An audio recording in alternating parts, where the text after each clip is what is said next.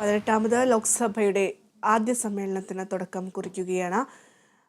പുതിയ എംപിമാർ ഇപ്പോൾ സത്യപ്രതിജ്ഞ ചെയ്തുകൊണ്ടിരിക്കുകയാണ്. ആ കാഴ്ചകളാണ് ഇപ്പോൾ പ്രേക്ഷകർ കണ്ടുകൊണ്ടിരിക്കുന്നത്. പ്രധാനമന്ത്രി നരേന്ദ്രമോദിയാണ് ആദ്യം സത്യപ്രതിജ്ഞ ചെയ്തത്. അതിന് പിന്നാലെ ക്യാബിനറ്റ് പദവിയിലുള്ള മന്ത്രിമാർ ആ ഒരു ഓർഡർ അനുസരിച്ചിട്ടാണ് ഇപ്പോൾ സത്യപ്രതിജ്ഞ ചടങ്ങ് നടന്നുകൊണ്ടിരിക്കുന്നത്. കേരളത്തിൽ നിന്നുള്ള എംപിമാർ ഇന്ന് വൈകുന്നേരത്തോടു കൂടിയായിരിക്കും സത്യപ്രതിജ്ഞ ചെയ്യുക. വിശദാംശങ്ങൾ നൽകാൻ KC ഉണ്ണികൃഷ്ണൻ ചേരുന്നുണ്ട്. ഉണ്ണി, ലോക്സഭാ സമ്മേളനങ്ങൾക്ക് തുടക്കം കുറിക്കുന്നു. എന്തായാലും നമ്മൾ നേരത്തെ പറഞ്ഞതൊക്കെ പോലെ തന്നെ പ്രോട്ടേം സ്പീക്കറായി കൊടിക്കുന്നിൽ സുരേഷ് വന്നില്ല, അവിടെ മറ്റൊരാളാണ് വന്നിരിക്കുന്നത്. എന്തായാലും ഇങ്ങനെയൊക്കെയാണ് കാര്യങ്ങൾ പോകുന്നത്. ഇവിടെ പ്രതിപക്ഷം എത്രത്തോളം പ്രക്ഷുബ്ധമാക്കും സഭ എന്നുള്ളതാണ് ഇനി അറിയാനുള്ളത്, പ്രത്യേകിച്ചും കൊടിക്കുന്നിലിൻ്റെ കാര്യം. മാത്രമല്ല, നീറ്റ് മുതൽ തുടങ്ങുമ്പോൾ ഓഹരി കുംഭകോണം അടക്കമുള്ള വിഷയങ്ങളൊക്കെ തന്നെ പ്രതിപക്ഷം സഭയിൽ ഉന്നയിക്കാനുള്ള സാധ്യതകളൊക്കെ കാണുന്നുണ്ട്. ഏത് തരത്തിലാണ് കാര്യങ്ങൾ മുന്നോട്ട് പോകുന്നത് ഉണ്ണി? 18ാം ലോക്സഭയുടെ ആദ്യ സമ്മേളനമാണ് ഇപ്പോൾ നടക്കുന്നത്. എന്തായാലും ആദ്യ ദിനം നേരത്തെ പറഞ്ഞതുപോലെ തന്നെ അംഗങ്ങളുടെ സത്യപ്രതിജ്ഞയാണ് നടക്കുന്നത്. ആദ്യം പ്രധാനമന്ത്രി നരേന്ദ്രമോദി തന്നെയാണ് സത്യപ്രതിജ്ഞ ചെയ്തത്. അദ്ദേഹം ദൈവനാമത്തിൽ പാർലമെന്റിൽ അംഗമായി സത്യപ്രതിജ്ഞ ചെയ്യുന്നു. അതിനുശേഷം അമിത്ഷാ, അതോടൊപ്പം തന്നെ നിതിൻ ഗഡ്കരി അടക്കമുള്ള പ്രധാനപ്പെട്ട പദവി വഹിക്കുന്ന അല്ലെങ്കിൽ പ്രധാനപ്പെട്ട വകുപ്പുകൾ വഹിക്കുന്ന ക്യാബിനറ്റ് മന്ത്രിമാരെല്ലാം തന്നെ സത്യപ്രതിജ്ഞ ചെയ്യുകയാണ്. എന്തായാലും സത്യപ്രതിജ്ഞാ ചടങ്ങിന് മുന്നോടിയായി തന്നെ പ്രോടൈം സ്പീക്കറെ തെരഞ്ഞെടുത്തിരുന്നു. പാർലമെന്ററി കാര്യമന്ത്രി കിരൺ റിജിജുവിനൊപ്പം മറ്റേ രാഷ്ട്രപതിയുടെ ചേംബറിലെത്തിയാണ് സത്യപ്രതിജ്ഞാ ചടങ്ങ് നടന്നത്. ഭർതൃഹരി മഹത്താബാണ് സത്യപ്രതിജ്ഞ ചെയ്തത്, അവിടെ പ്രോടൈം സ്പീക്കറായി ചെയ്തത്. നേരത്തെ പ്രോടൈം സ്പീക്കറുമായി ബന്ധപ്പെട്ട് വലിയ പ്രതിഷേധങ്ങളെല്ലാം തന്നെ ആ പദവിയുമായി ബന്ധപ്പെട്ട് പ്രതിപക്ഷം ഉയർത്തിയിരുന്നു. സീനിയോറിറ്റിയുമായി ചൂണ്ടിക്കാണിച്ചുകൊണ്ട് കൊടിക്കുന്നിൽ സുരേഷിനാണ് അതിന് ആ പദവിയിലേക്ക് വരേണ്ടതെന്ന കാര്യം എല്ലാം ഉയർത്തിയായിരുന്നു പ്രതിപക്ഷത്തിൻ്റെ പ്രതിഷേധം. അതെല്ലാം തന്നെ ആ രീതിയിൽ ഉണ്ടായിരുന്നു. എന്തായാലും ഇന്ന് ആദ്യ ദിനം സഭയിലെത്തിയപ്പോൾ പ്രധാനമായും പ്രതിപക്ഷം ഭരണഘടനയുടെ പതിപ്പ് ഉയർത്തിക്കൊണ്ടാണ്, ഭരണഘടന ഉയർത്തി തന്നെയാണ് സഭയിലെത്തിയതെന്നതാണ് ഏറ്റവും എടുത്തു പറയേണ്ട കാര്യം. അതിന് മുന്നോടിയായി, സഭാ സമ്മേളനത്തിന് മുന്നോടിയായി പാർലമെന്റിന് മുന്നിൽ പ്രധാനമന്ത്രി നരേന്ദ്രമോദി മാധ്യമങ്ങളെ കാണുന്നൊരു സാഹചര്യം ഉണ്ടായിരുന്നു. പ്രധാനമായും പറഞ്ഞത് ഇന്ത്യൻ ജനാധിപത്യത്തിൻ്റെ ചരിത്ര ദിനമാണിതെന്നാണ് പ്രധാനമന്ത്രി ചൂണ്ടിക്കാണിച്ചത്. കൂടാതെ തുടർച്ചയായി 3ാം തവണയും അധികാരത്തിലെത്തുന്നത് 60 വർഷത്തിന് ശേഷമാണെന്നാണ് പ്രധാനമന്ത്രി ചൂണ്ടിക്കാണിച്ചത്. കൂടാതെ രാജ്യത്തെ നയിക്കാൻ എല്ലാവരുടെയും പിന്തുണ വേണമെന്നും പ്രധാനമന്ത്രി ഇന്ന് രാവിലെ അദ്ദേഹം പറയുകയുണ്ടായി. കൂടാതെ എല്ലാവരുടെയും പിന്തുണ ഉറപ്പാക്കാൻ ശ്രമമുണ്ടാകുമെന്നും പ്രധാനമന്ത്രി കൂട്ടിച്ചേർക്കുന്നു. കൂടാതെ പ്രതിപക്ഷത്തിൻ്റെ കാര്യം അദ്ദേഹം എടുത്തു പറയുന്നു. പ്രതിപക്ഷം സാധാരണ ജനങ്ങൾക്കായി പ്രവർത്തിക്കുമെന്ന് വിശ്വസിക്കുന്നുവെന്നാണ് പ്രധാനമന്ത്രി പറഞ്ഞത്.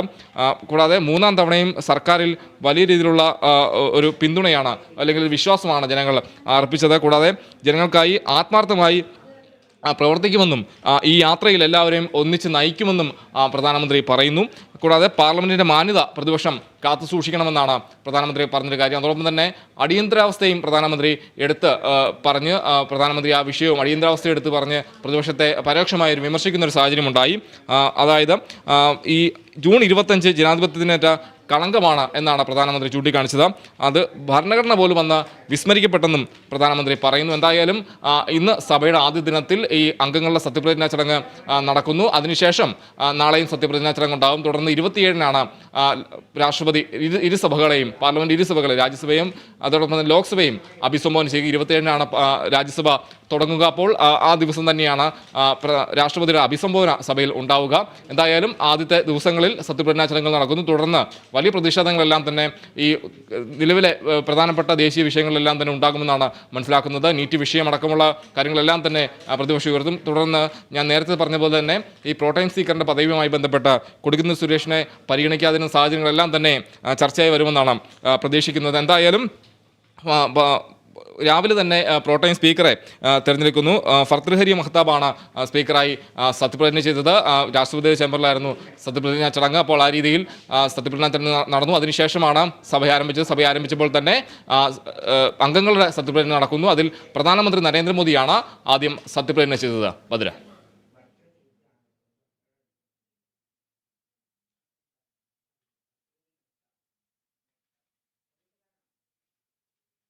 കാര്യത്തിൽ ഒരു ഉറപ്പ് നൽകിയിട്ടില്ല, ഇതുവരെ ഒരു സ്ഥിരീകരണം ഇക്കാര്യത്തിൽ വന്നിട്ടില്ല. അതുമായി ബന്ധപ്പെട്ട എന്തെങ്കിലും വിവരങ്ങൾ ലഭിക്കുന്നുണ്ടോ? ഒന്നുകൂടെ ആവർത്തിക്കാമോ? ഉണ്ണി, രാഹുൽ ഗാന്ധി ആയിരിക്കുമോ പ്രതിപക്ഷ നേതാവ്? അതുമായി ബന്ധപ്പെട്ട എന്തെങ്കിലും വിവരങ്ങളുണ്ടോ?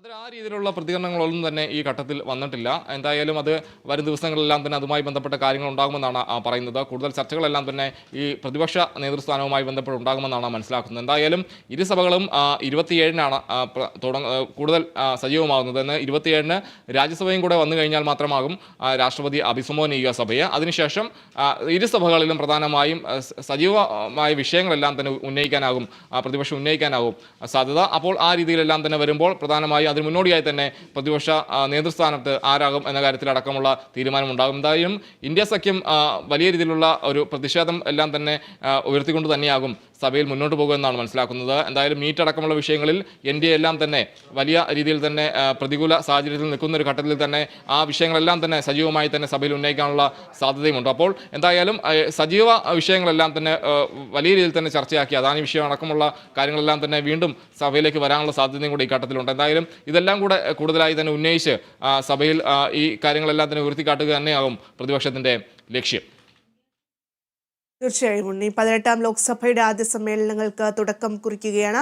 പുതിയ MP-മാരുടെ സത്യപ്രതിജ്ഞാ ചടങ്ങാണ് ഇപ്പോൾ നടന്നുകൊണ്ടിരിക്കുന്നത്. പ്രധാനമന്ത്രി നരേന്ദ്രമോദിയാണ് ആദ്യം സത്യപ്രതിജ്ഞ ചെയ്തത്. അതിനുശേഷം ക്യാബിനറ്റ് പദവിയിലുള്ള മന്ത്രിമാരാണ് സത്യപ്രതിജ്ഞ ചെയ്തത്. ഇപ്പോൾ പീയൂഷ് ഗോയലാണ് സത്യപ്രതിജ്ഞ ചെയ്ത് ഇറങ്ങിയിരിക്കുന്നത്. കേരളത്തിൽ നിന്നുള്ള MP-മാർ അല്പസമയത്തിന് ശേഷം ഏകദേശം ഒരു 4 മണിയോടൊക്കെ കൂടി സത്യപ്രതിജ്ഞ ചെയ്യുമെന്നാണ് അറിയാൻ സാധിക്കുന്നത്. അതേസമയം ശശി തരൂർ വിദേശ യാത്രയിലായതുകൊണ്ട് തന്നെ അദ്ദേഹത്തിൻ്റെ സത്യപ്രതിജ്ഞ പിന്നീടായിരിക്കും. മറ്റൊരു സീറ്റ് വയനാടായിരുന്നു. അത് രാഹുൽ ഗാന്ധി റായ്ബറേലി സീറ്റ് തെരഞ്ഞെടുത്തതിനെ കൊണ്ട് വയനാട്ടിൽ ഉപതെരഞ്ഞെടുപ്പിന് കളമൊരുങ്ങുന്നൊരു സാഹചര്യം കൂടി ഉണ്ടായിട്ടുണ്ട്.